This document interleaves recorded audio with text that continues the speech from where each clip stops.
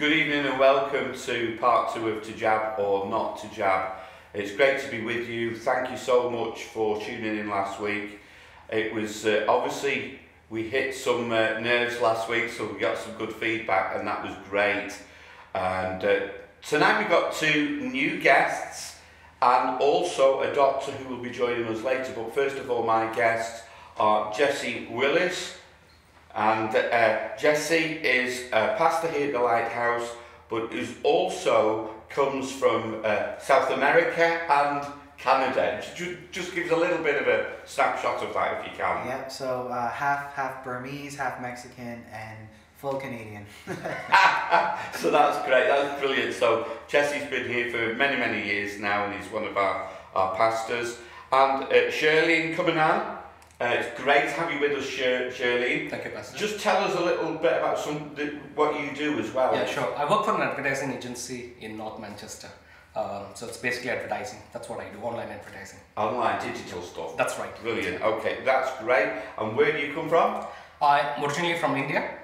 Been in the UK for the last 10 years now. Whereabouts in India is it?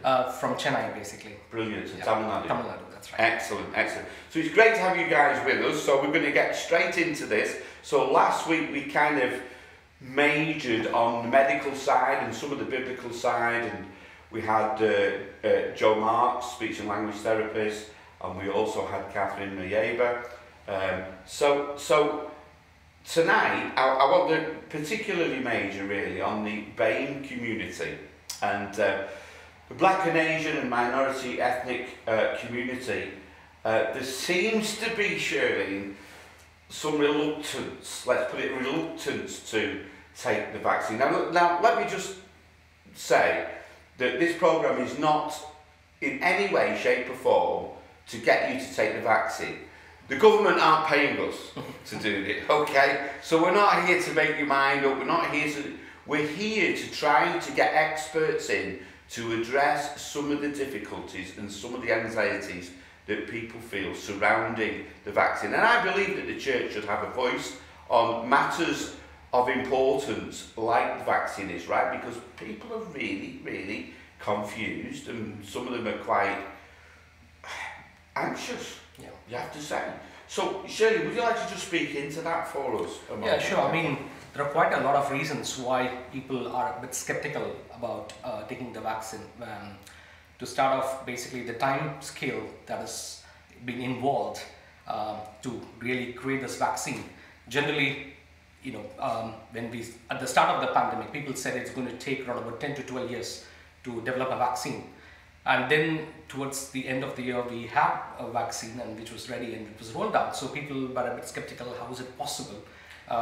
You know, but when you look at the numbers in terms of the funding that was made available, Jo covered it beautifully last time. She did do, I'm going to say that. So, I mean, typically, I know, I looked at, again, Google to look at some of the reference numbers. On an average, people probably spend around about 500 million, which takes around about 10, 12 years. But over here, for this vaccination, looks like the government had spent tens and 20s of billions to really get the vaccination done. So clearly, that is one of the issues, I think. And other governments too, of course. Absolutely. So definitely we can see the amount of scale of funding that has been made available. It was almost like there was a race to who could get there. Absolutely. You know. Absolutely. I mean, in the US, you have this Operation Warp Speed. That was a program. Yeah. You know, they had put tens of billions into that to really get this vaccination because obviously it's a threat for the humankind itself. So obviously, you know. And tragically, India is a big supplier. Absolutely, it's very hard to look at some of the scenes that is coming through in the social media to see, you know, people struggling. Totally. You know, the India is of course a major manufacturer, but unfortunately, as of today, there's a lot of scarcity of these vaccines as well. So, I mean, I think that's a very sad state. So, one thing is obviously the time period that is involved in creating this vaccine. So that's one of the main... So that would be a stumbling block in the mind. Definitely. I spoke to a pastor in India last week. He'd had the vaccine, he and his wife, and when they advertised it at the beginning, they were the only ones who turned up. and they got it free. Yeah. And he said to me, he said, Paul, he said, we're the only ones who turned up. I was expecting a queue. Nobody was there. He said, we just walked in, we got our jabs, we got our sacking jabs later. And he said, now, everybody wished they'd been. Exactly. But then it got taken off because the government said, we're not giving this out free. It's going to cost us billions. Exactly. So the reluctance, there was this fear to take it. Absolutely. I mean, the bottom line is fear. You know, people come up with a lot of excuses in terms of different things, but then I think the main driver, I believe, is fear. What will happen if I take this vaccine? Well, let me just take that point and throw this one over to Jesse, because we've had a chat about this, and Jesse's got some great insight into that fear, where that is emanating from. Yeah, no, for sure. I think fear often is based on trust as well, and I think when there's a lack of trust, it can often create fear. And I think for a lot of people, especially in the BAME community, I would say they do something called confirmation bias, where when you believe something and you already have a confirmed belief, you go to sources to confirm what you already believe. And so if I'm already afraid... Some Christians do that with the Bible. Yeah, exactly. It's true. But if I'm afraid to take the vaccine, I will look for sources, I will look for anything to confirm my fear. And so I think one of the reasons maybe there is a hesitancy to take the vaccine is, yes, fear, but it's because, well, I believe I'm afraid of it, so I see something that makes me afraid, well, yeah, it must be bad. And also trust.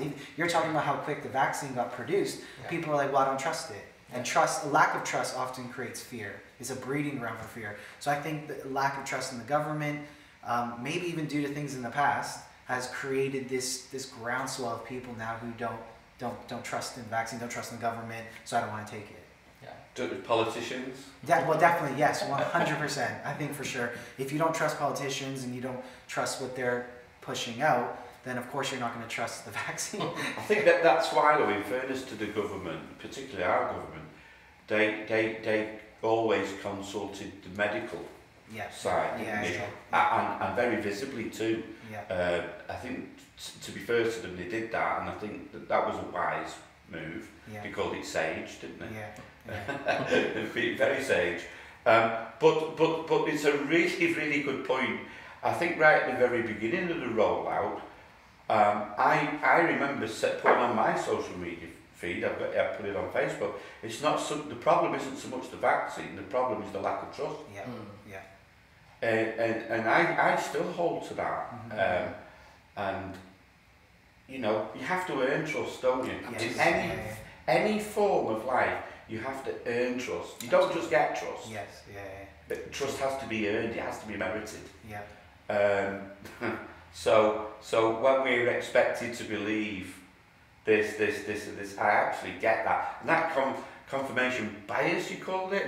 I thought that was really interesting. Right at the very beginning, I read a load of scary conspiracy theories, and I also read things that supported it and things that were against. I read a whole lot at the beginning, probably more confused than the starting point. As I said last week, it was only when I spoke to people I knew. Whether you trusted, right? Who I trust, like Professor Chris Hendricks, Dr. Eddie Basagi, Joe Marks, other people who were clinicians, who were practitioners. Because I trust them. Absolutely, It's the whole thing, isn't it? You know, you trust because you know the person. Not because you know the idea or the whole. So that's really good. So are there other reasons you think why particularly? Look, we know at the beginning we were told time and time again, my grandfather's Indian, but we were told time and time again that the BAME community are more vulnerable to COVID. True. So they could probably need it more. Absolutely. But they were more reluctant. So there was a disconnect there, wasn't there? There has to be. I mean, the mRNA, the template through which it's been delivered as well, a lot of people have questioned about it. And I think it's because of the social feeds where people who everyone with a YouTube channel has become a guru and Yeah, can talk about yeah. things. So the lot of misinformation that has been fed, and I think unfortunately people have have got this information in their heads through which they think maybe it's altering the DNA and stuff like that. But last week again, Professor Hendricks beautifully mentioned.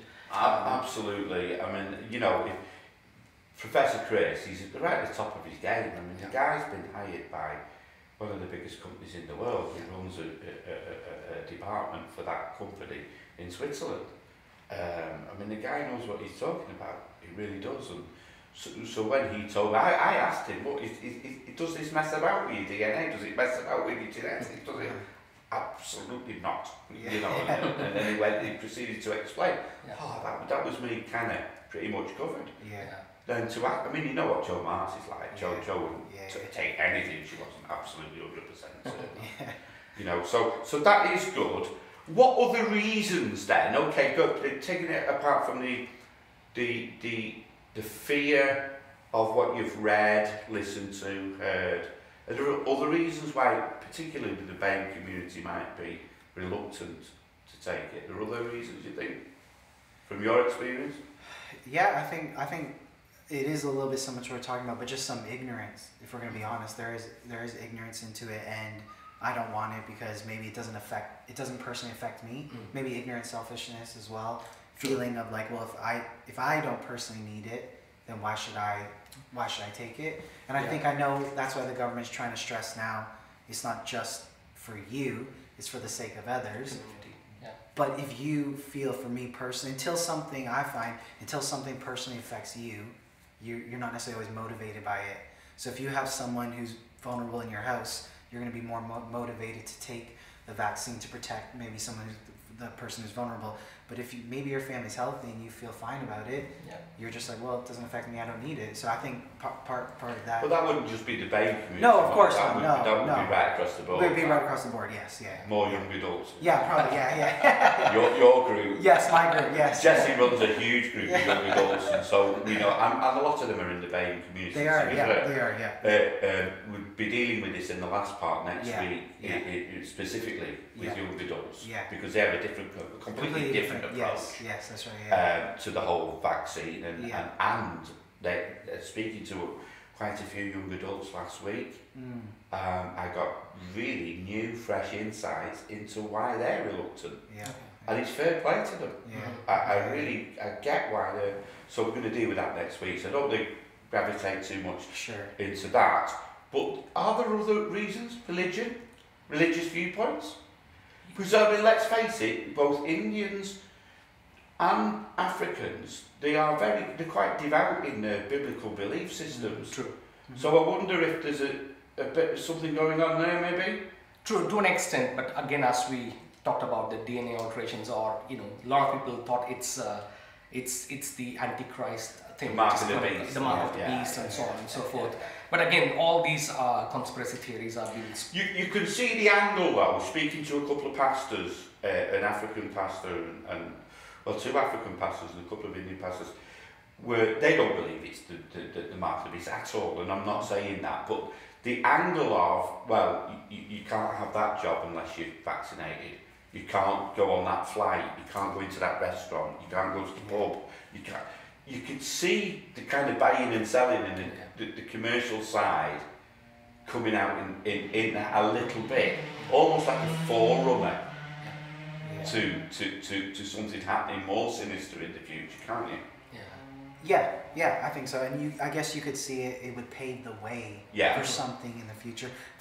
I know personally that reason wouldn't stop me from getting it. And I do find it funny though when I understand more medically why people, if they were reluctant or lack of trust, but for a religious viewpoint, it does make me chuckle a little bit, because people who get maybe don't want to take it because it's the government and you're relying on the government, we should trust in Jesus.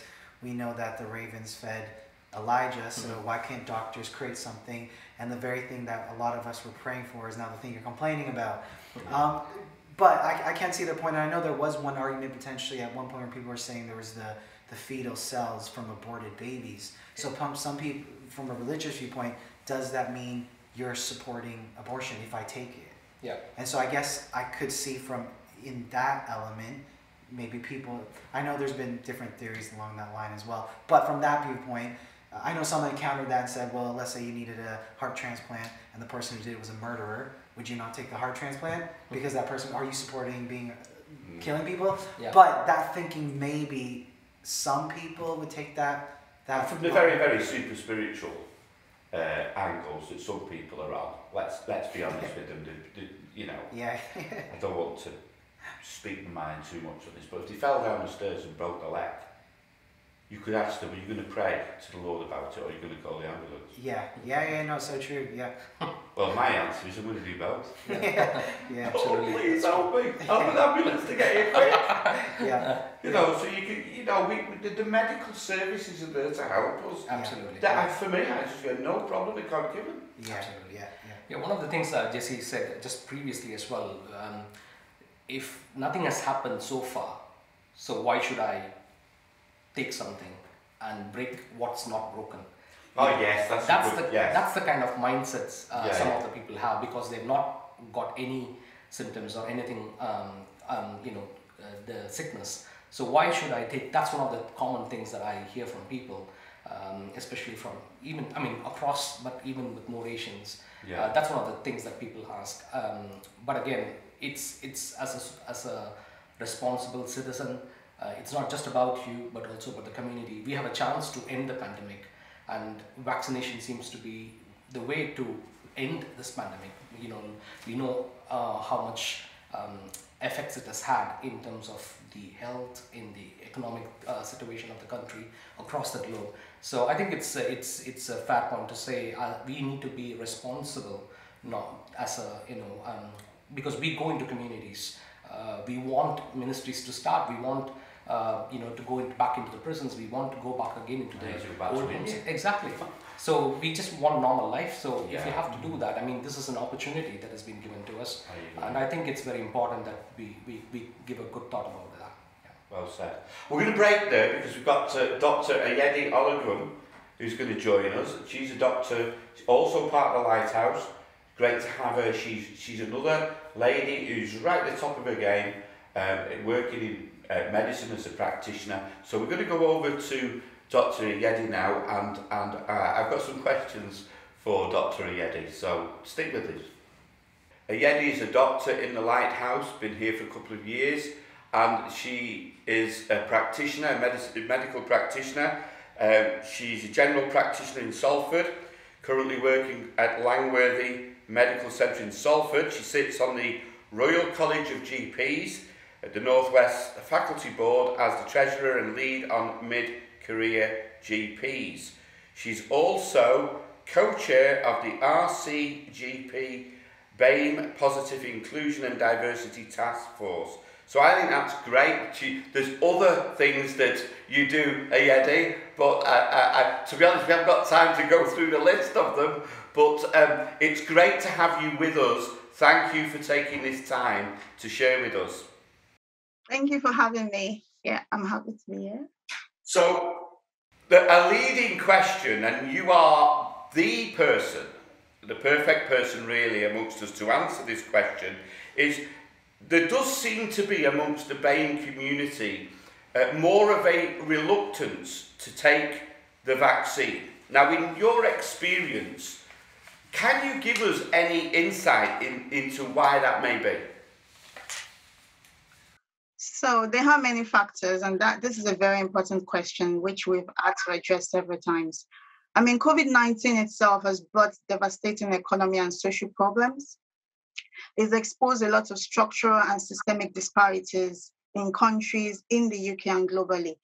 Obviously, the impact has been quite bad in all economies. In UK, the BAME communities have suffered higher impact from COVID-19, and there are many reasons why BAME are more affected, and this can cut across social inequalities. The people in BAME have been reluctant to use the COVID-19 vaccines, and they have genuine concerns.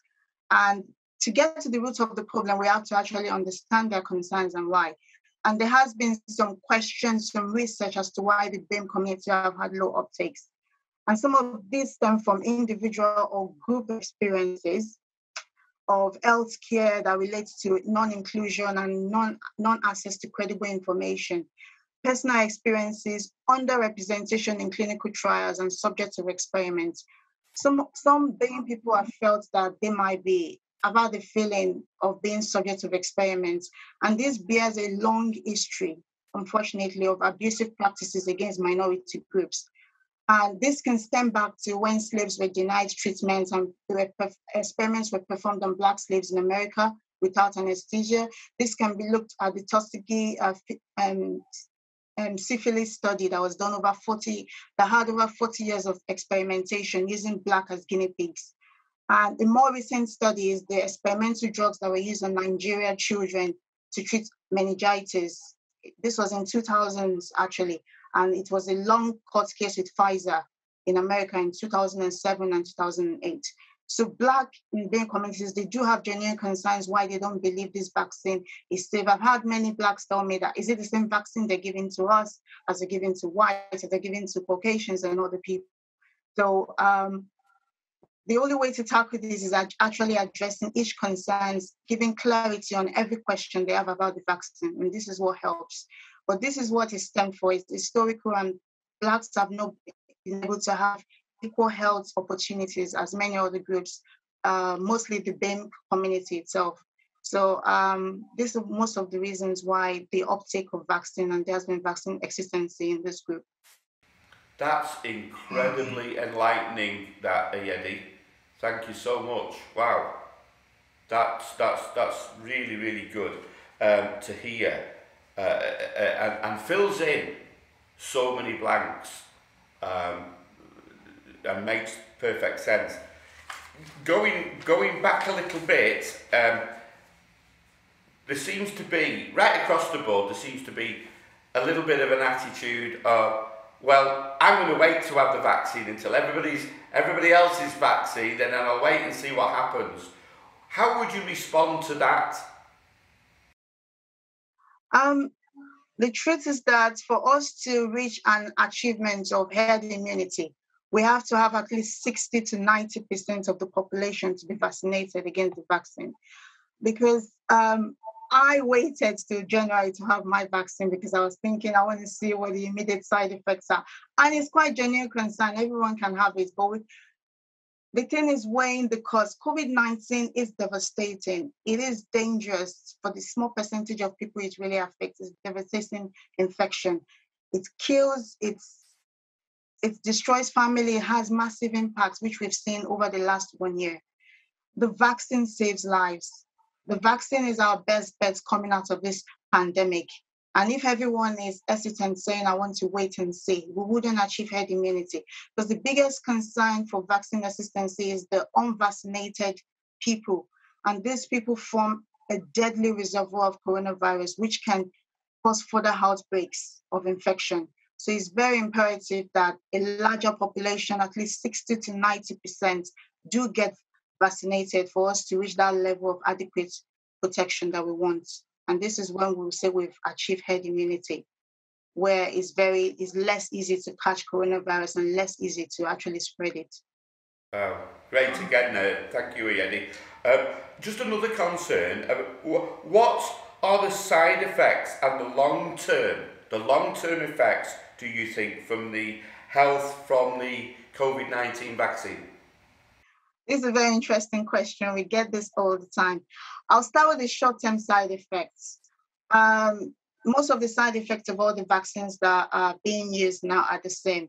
The short-term one is the pain and redness in the injection site. People do get fatigue for 24 to 48 hours, fever, chills, headache.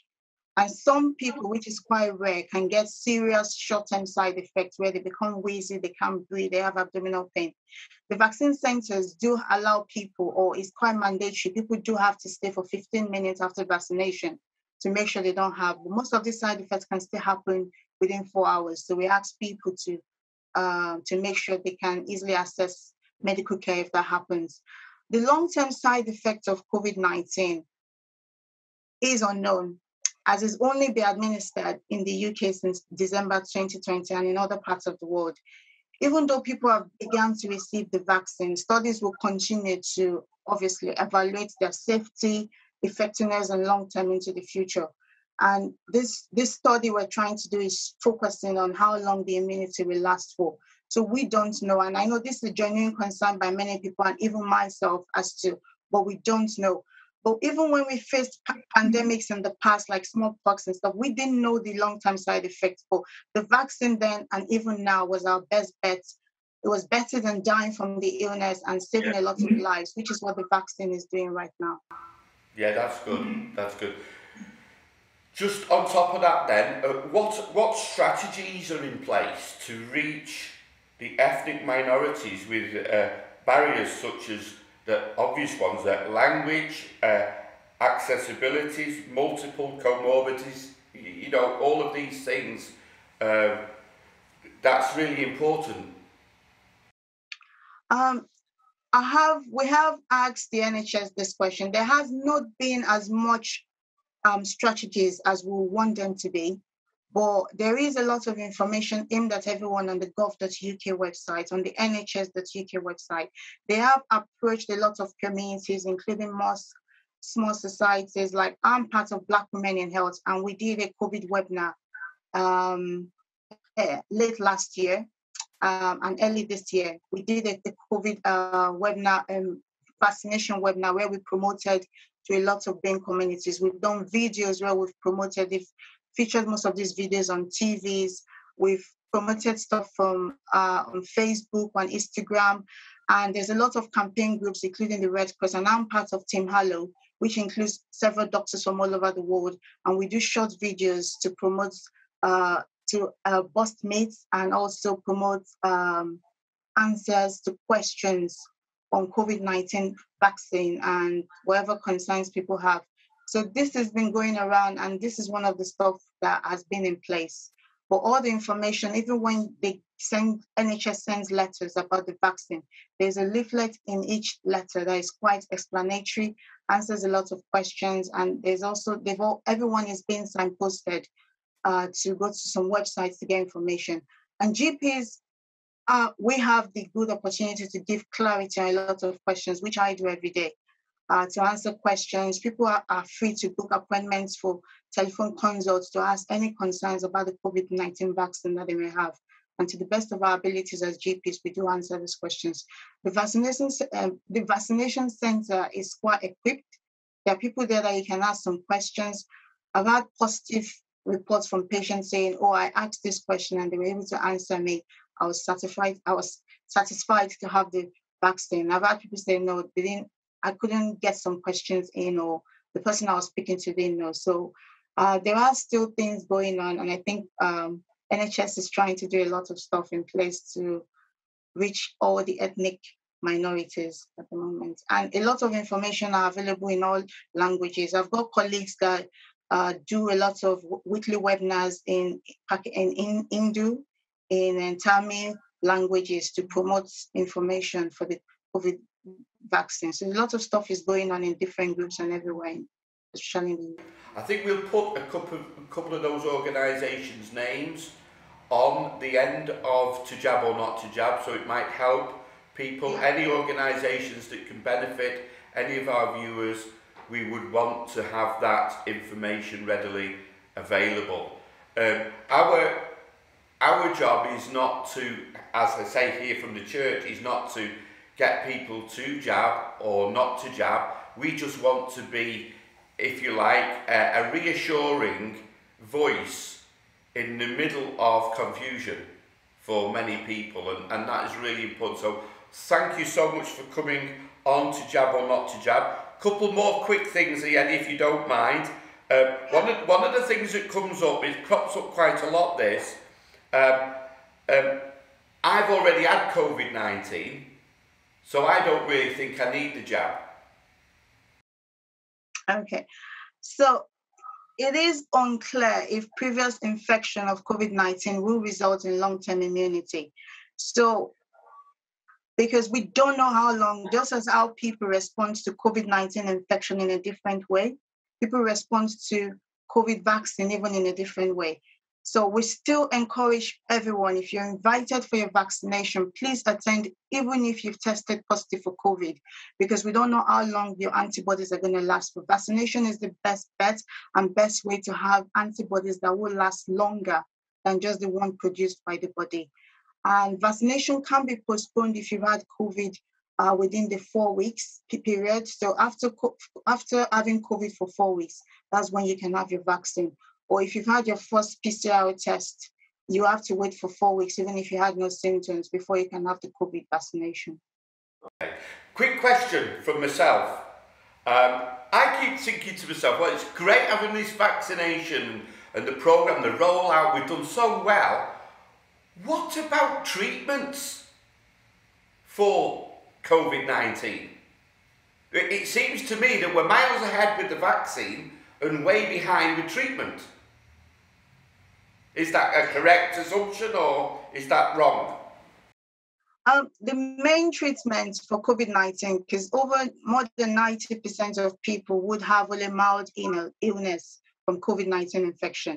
And the advice still with NHS England and the NHS website is to stay at home, conservative management, rest, take some simple painkillers, drink water and rest. But those people who have serious illness due to COVID-19, in which they present with difficulty in breathing, being very unwell, and they have to go into hospital, they do get supportive treatment. I'm not up to date with all the treatment they give in hospital because they've tried different drugs. The most one we know is the antiviral drug called remdesivir, this reduces the length of the illness. Some drugs like steroid drugs like dexamethasone and hydrocortisone have shown to save some lives, but only when people are seriously ill in the hospital. And most times people just need oxygen and they need invasive ventilation in the intensive care units for them to be able to breathe. I mean, wouldn't it be good if we came out with a drug or a pill that we could take, and that would be great too, wouldn't it? That would be great, yeah. But it's, however, best not to get the illness. So rather Absolutely, that's clear. Last question, very quick, obvious question. Have you had the jab? I have had the jab. I had the AstraZeneca vaccine. I had 2 jabs already, one in January and one in April. Thank you so much, Ayedi. I asked that question because I didn't answer it for Jesse. Jesse's not had his jab yet, but he is waiting for his invitation. Shirlene has had his jab. He's waiting. He's just about getting his invitation. They're too young yet, I think, and not working on the front with like you. So thank you so much for sharing your expertise and your time with us this evening, Ayedi. Thank you so much, Dr. Ayedi Olugun. We thank you for being on To Jab or Not to Jab. Thank you. Thank you. Okay, so that's it for this week, for the second part of To Jab or Not to Jab. I do want to mention it's not the end because we have one more in the series to go, and that's next Wednesday at 7 p.m. And next week we have got another great practitioner of medicine to come along, and he's going to be interviewed by myself again. He's part of the Lighthouse here. He's a leading obstetrician and gynecologist. His name's Dr. Eddie Asagi, and we'll be bringing him on the programme. Next week we are majoring on, woohoo, the vaccine and young adults. And I tell you, I promise you, you're in for a good listen, because these guys have got some really, really good points to put to us. God bless, stay safe, and if you just look at the end of the programme, you'll see the different organisations come up. Please get in touch with those if you need them, but bye for now.